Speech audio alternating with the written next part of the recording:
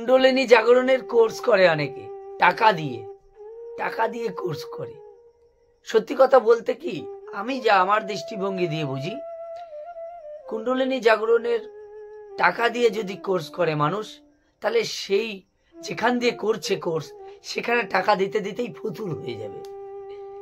আমার ব্যক্তিগত অভিমত, গুরুর চরণে প্রেম ভক্তি ভালোবাসা দিয়ে যে আধ্যাত্মিক পথের সন্ধান পাওয়া যায়, এবং গুরুর কৃপা যদি হয় প্রেম ভক্তি ভালোবাসার মধ্যে দিয়ে, যেখানে টাকার গন্ধ থাকবে না, শুধু প্রেম আর ভক্তি আর ভালোবাসা, সেই যে কুণ্ডলিনী শক্তি জাগবে যে সাধকের, সেই সাধকের কিন্তু অগ্রগতি অনেক দূর পর্যন্ত।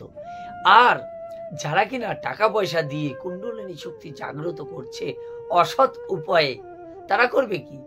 যারা কিন্তু জাগ্রত করছে টাকা পয়সা দিয়ে, যেসব গুরুদেবেরা, তারা করবে কি? তোমাকে কুণ্ডলিনী শক্তি জাগ্রত করে দেবে, তোমার একটুখানি ব্রেনটা একটু খেয়ে নেবে, ব্রেন ওয়াশ করে, শক্তি মনে হবে জেগেছে, কিন্তু পরবর্তী তোমার একটু অনুভব পাবে না তা না, তারা অসৎ উপায় অবলম্বন করে, তো তারা কিছুটা পরিমাণে করে। কিন্তু কি করে জানো? পরবর্তী সেশনের জন্য অ্যাডভান্স সেশন, আবার এগুলোর আবার অ্যাডভান্স সেশন আছে, অ্যাডভান্স সেশনের জন্য আবার টাকা পয়সা আবার চার্জ করে, এবার অনেকগুলো টাকা। কুণ্ডলিনী জাগরণের জন্য অল্প টাকা নিয়ে তারা ছেড়ে দেয়, কিন্তু তারপরে বেশি টাকা দিয়ে তারা চার্জ করছে। দেখো, এইটারই আমি বিরোধী, বা বলতে পারো এই জিনিসগুলো যারা করছে মানুষকে ঠকাচ্ছে, কিন্তু এরাও করছে, এরাও জাগ্রত করে দিচ্ছে, মানুষকে বিশ্বাস জানাচ্ছে, কিন্তু এইটাই মূল পথ নয়।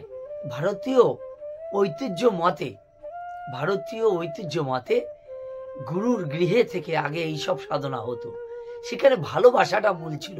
গুরু আর শিষ্যের প্রেম ভক্তি ভালোবাসা, একটা ভালোবাসার পরিবেশ, যে পরিবেশ বলে বোঝানো যাবে না। যেখানে ভালোবাসা নেই, শুধু অর্থ দিলেই কুণ্ডলিনী শক্তি জাগরণ হয়ে যাচ্ছে, সেখানে কি বলবো?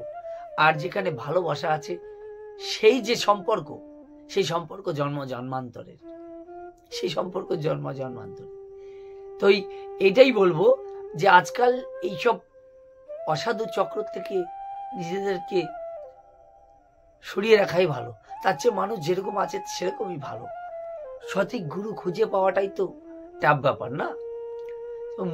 জীবনে চলার পথে দেখবে, মনে হবে এই মানুষটা সঠিক, এই মানুষটার মনের মধ্যে কোনো হিংসা নেই, টাকা পয়সার চাহিদা নেই, টাকা পয়সা নিয়ে এই মানুষটার ব্যাপার নেই, শুধু প্রেম ভক্তির কথা বলে। সেই মানুষের চরণে সমর্পণ করলে তবেই তুমি আধ্যাত্মিক পথে অনেক দূর যেতে পারবে। কিন্তু প্রেম ভক্তি এমন একটা জিনিস, যদি সেই জিনিসটা তোমার মধ্যে এসে যায়, প্রেম ভক্তির জোয়ারে ভাসতে ভাসতে তুমি অনেক দূর চলে যাবে, তুমি নিজেও জানো না। প্রেম ভক্তি ভালোবাসা এইটাই আমাদের মূল। আর এই প্রেম ভক্তির ভালোবাসার গুরুদেবেরা আমাদেরকে প্রচুর পরিমাণে সহযোগিতা করে, আমাদেরকে ভালোবাসার মাধ্যমে কতদূর টেনে নিয়ে যায়। কিন্তু ভালোবাসাটা শিষ্যকে দিতে হয়। প্রেম ভক্তি ভালোবাসা, প্রেম, গুরুর সঙ্গে শিষ্যর প্রেম, একই শারীরিক প্রেম নয়, মানসিক, মানে ভালোবাসার প্রেম, সে একটা অনবদ্য টান, সেই ব্যাপারটা একটা আলাদা শান্তি। সেই যে প্রেম ভক্তি ভালোবাসা গুরু শিষ্যের, সেই জামানা আবার